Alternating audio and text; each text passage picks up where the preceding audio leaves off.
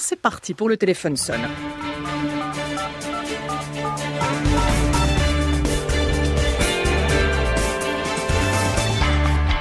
Il y a quelques jours, le Haut Conseil à l'égalité entre les femmes et les hommes a publié un rapport intitulé « Les actes sexistes durant le suivi gynécologique et obstétrical ». Il l'a fait à la demande de la secrétaire d'État, Marlène Schiappa, qui lui avait demandé de travailler sur le sujet l'été dernier, suite à de nombreux témoignages de femmes, notamment sur les réseaux sociaux. Des femmes qui dénoncent, entre autres, les propos et l'attitude de certains médecins, mais aussi certains actes comme le recours peut-être trop systématique à l'épisiotomie lors de l'accouchement, ou qui dénoncent tout simplement la position de l'examen gynécologique tel qu'il est pratiqué aujourd'hui en France. Alors ce soir, au téléphone sonne, on va s'interroger sur l'ampleur du phénomène et sur les termes employés. Faut-il parler de violence ou de maltraitance, sachant que les médecins ont parfois très mal vécu cette mise en cause? Faut-il mettre tout cela sur le compte du sexisme? Avec nous pour en parler, Margot Collet du Haut Conseil à l'égalité, co-rapporteur de ce rapport. Bonsoir Margot Collet. Bonsoir. Je précise que vous êtes responsable du suivi des travaux de la commission santé, droits sexuels et reproductifs. Avec nous également Dr Amina Yamnian, bonsoir. Bonsoir. Chef de la maternité de l'hôpital américain de Neuilly, membre du collège des gynécologues et obstétriciens, présidente de la commission de labellisation des maternités au sein de ce collège.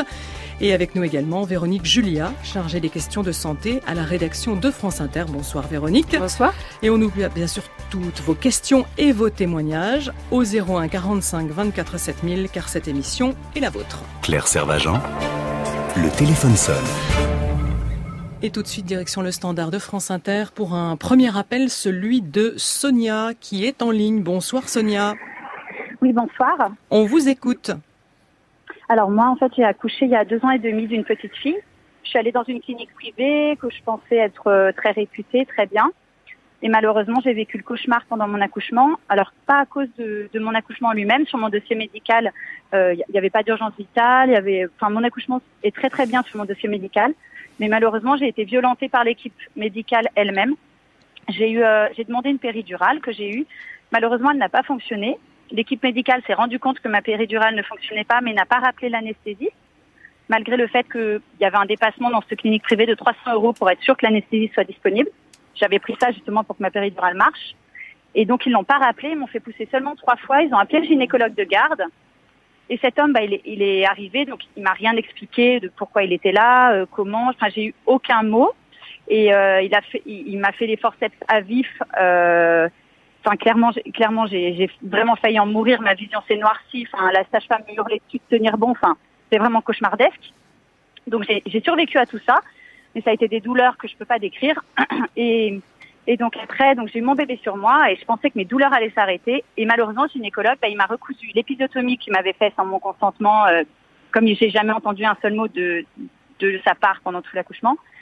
Donc, il m'a recousu mon épisiotomie et les déchirures associées à vif. Donc, j'ai souffert encore pendant très longtemps, tout le temps de sa couture. Malgré mes plaintes, malgré le fait que je disais, mais monsieur, j'ai très mal, malgré mes souffrances, clairement, je n'ai eu que du mépris de sa part. Et je suis tombée en stress post-traumatique pendant 2 ans. Ça a été terrible pour ma vie, pour ma famille. Voilà, je le souhaite à personne. Merci beaucoup Sonia pour ce témoignage. Merci d'avoir appelé France Inter. Margot Collet, vous qui avez co-rédigé ce rapport du Haut Conseil à l'égalité, ce genre de témoignage, vous en avez rencontré beaucoup, j'imagine, au cours de ces travaux? Oui, la question des actes pratiqués avec une péridurale défaillante ou inefficace, c'est quelque chose qui au début nous semblait assez difficile à imaginer, difficile à se représenter, et c'est revenu plusieurs fois dans les auditions par des professionnels de santé qui avaient vu ces cas-là, par des femmes qui l'avaient vécu. Moi, j'entends 2 choses dans le témoignage de Sonia. C'est la question de la douleur, le fait que l'acte ait été pratiqué sans prendre en compte sa parole, sans prendre en compte sa douleur. Et ensuite, une deuxième chose qui est la question du consentement. Une fois qu'on s'aperçoit qu'il y a eu une erreur, qu'il y a eu un défaut qui peut être lié à une urgence vitale pour l'enfant ou pour la mère, ne pas expliquer ce qui s'est passé, ne pas expliquer l'acte qu'on va pratiquer, là c'est clairement un défaut d'information, un défaut de recueil de consentement de la femme qui est en train d'accoucher. Docteur Amina Yamnian, vous partagez ce point de vue? Et d'abord peut-être un mot de ce qu'on vient d'entendre, de ce qu'a dit Sonia. Oui, malheureusement, ce sont des témoignages qu'on entend avec des patientes effectivement qui ne sont pas écoutées, c'est-à-dire que on leur dénie leur capacité à rationaliser et puis effectivement, alors on peut aboutir à des situations comme celle-ci. Alors bien entendu, peut-être qu'il y avait une explication au fait que l'anesthésiste ne pouvait pas revenir, peut-être était-il occupé sur une autre césarienne en urgence, mais en tout état de cause, le minimum syndical est de s'expliquer avec la patiente des conditions dans lesquelles son accouchement est en train de se dérouler. Je crois que obtenir le consentement d'une patiente qui est en train d'accoucher et de subir une pose de forceps pour la réalisation d'une épisiotomie, ça me paraît un peu tard. À mon point de vue, la question de l'épisiotomie, par exemple, doit être discutée au cours de la grossesse et non pas quand on est au moment de l'accouchement. Et effectivement, comme le disait Margot Collet, je crois que ce qui est très important pour éviter aux femmes vivre le traumatisme est une chose. Pour éviter aux femmes de sombrer dans le syndrome de stress post-traumatique qui est effectivement dévastateur pour la vie des familles et des nouveau-nés qui ont à être pris en charge par ces mamans derrière, il faut, nous, qu'on ait des systèmes d'amortissement quand au moins on n'a pas pu empêcher que les choses se déroulent comme telles. Et un des amortisseurs, c'est effectivement de revenir vers les femmes pour pouvoir s'expliquer avec elles des conditions dans lesquelles ça s'est produit. Alors on va voir justement tout ce qu'il faudrait faire pour que les choses se passent mieux, mais ce soir on va vraiment privilégier avant toute chose les témoignages de nos auditrices au standard du téléphone sonne. Elles sont très nombreuses, vous êtes très nombreuses ce soir. Alors on va prendre le maximum de témoignages. Maintenant c'est Sophie qui est en ligne. Bonsoir Sophie. Oui, bonsoir. Vous avez vécu une situation particulièrement compliquée, vous aussi ? Oui, alors c'est un peu... Il faut que vous restiez bien devant votre téléphone, Sophie, si je peux me permettre, pour qu'on vous entende bien. Oui, donc moi j'ai subi ce qu'on appelle une césarienne à vif. Donc c'est-à-dire qu'un peu comme la personne précédente, j'ai eu une péridurale qui n'a pas marché. Et après un long travail et un col qui était bloqué, qui ne s'ouvrait plus, on a décidé de faire une césarienne. Et en fait, la césarienne a été pratiquée alors que l'anesthésie ne faisait pas effet. Donc, je vous laisse imaginer la douleur que j'ai pu ressentir.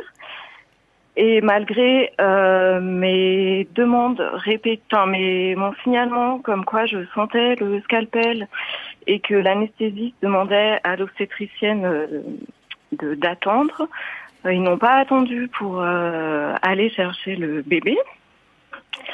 Et donc voilà, ça a été terrible, comme vous pouvez imaginer. Et est-ce que vous avez vécu, on le souhaite évidemment à personne. Oui. Merci. Et voilà, voilà. Et je ne savais pas qu'une telle chose était possible. Et ce que j'ai appris par la suite, c'est que beaucoup de femmes étaient victimes de ces actes-là, et qu'après il n'y a aucune considération des médecins, une indifférence totale.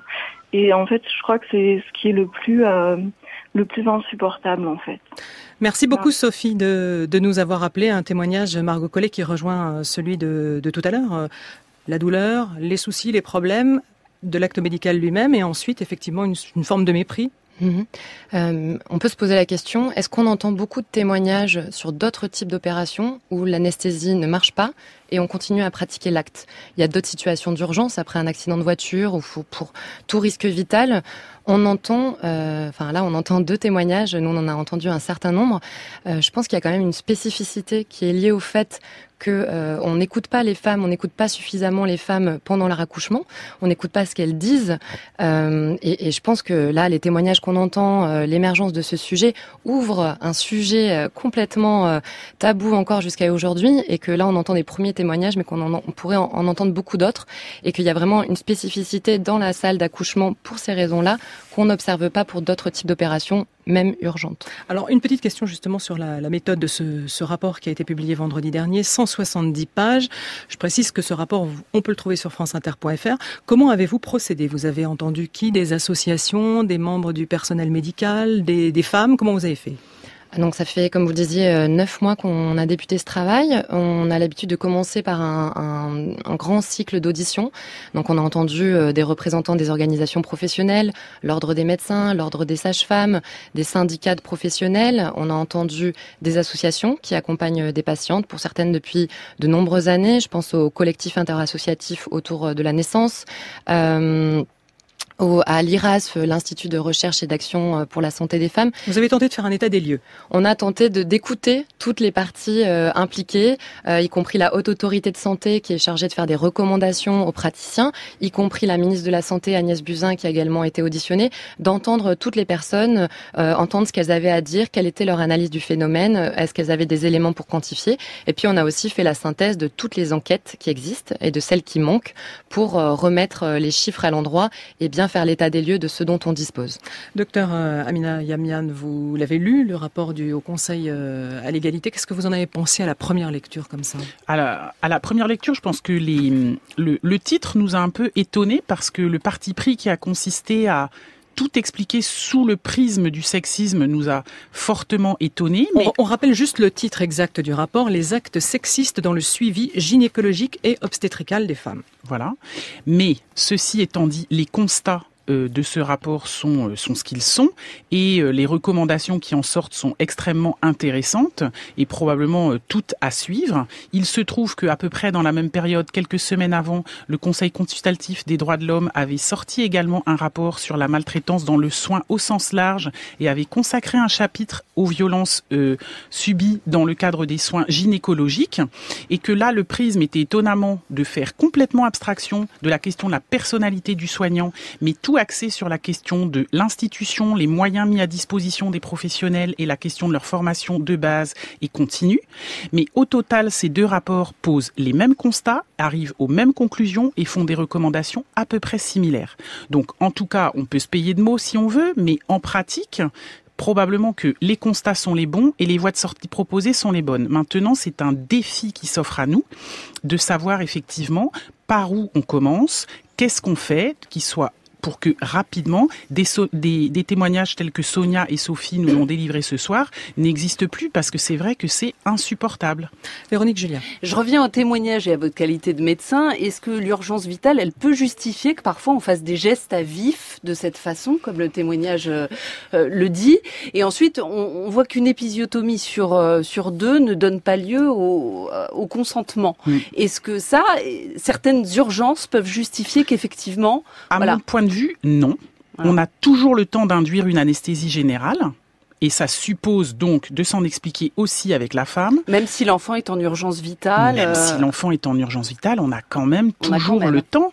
Mais effectivement, ça complique un peu les choses. Mais je pense qu'on a le temps et que rien ne justifie plus aujourd'hui, au XXIe siècle, dans un pays moderne comme le nôtre, de fonctionner de la sorte. C'est bon à entendre parce que parfois on ne sait pas. On dit le médecin sait et pas nous, et peut-être qu'il était nécessaire de... Non, je pense que... Et ce que le témoignage de Sophie a dit aussi en creux, c'est comment la difficulté d'accordage, par exemple, là en particulier, entre l'anesthésiste et le gynécologue. On voit bien que l'anesthésiste demande au gynécologue un peu de temps et que le gynécologue ne le lui accorde pas et que quand on est là sur le champ opératoire avec la nécessité de faire une césarienne quand même en urgence, peut-être pas extrême, il n'est plus le temps de se disputer entre l'anesthésiste et le gynéco.